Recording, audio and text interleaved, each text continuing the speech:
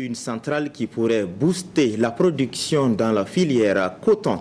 Une filière qui fait face à des difficultés de divers ordres. Et depuis ce matin, les acteurs de la filière coton de l'espace UEMOA et du Tchad discutent sur les réformes engagées au niveau des différents pays.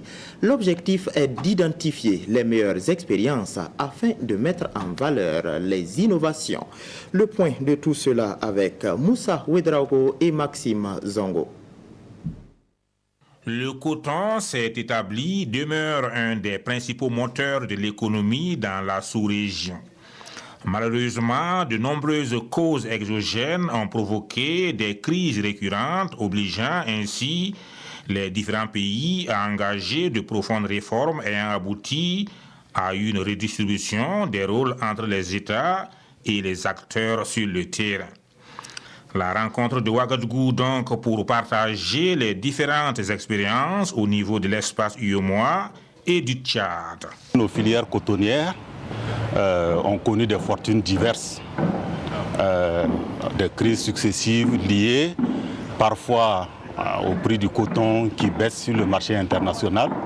Mais nos sociétés cotonnières ont été aussi résilientes.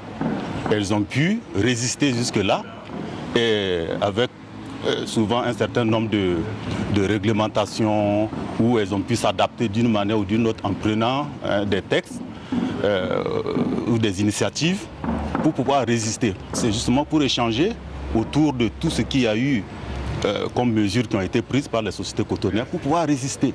2 jours durant, les participants vont ainsi faire une analyse comparée de l'incidence des réformes, se pencher sur les influences des facteurs exogènes et surtout capitaliser les innovations réussies.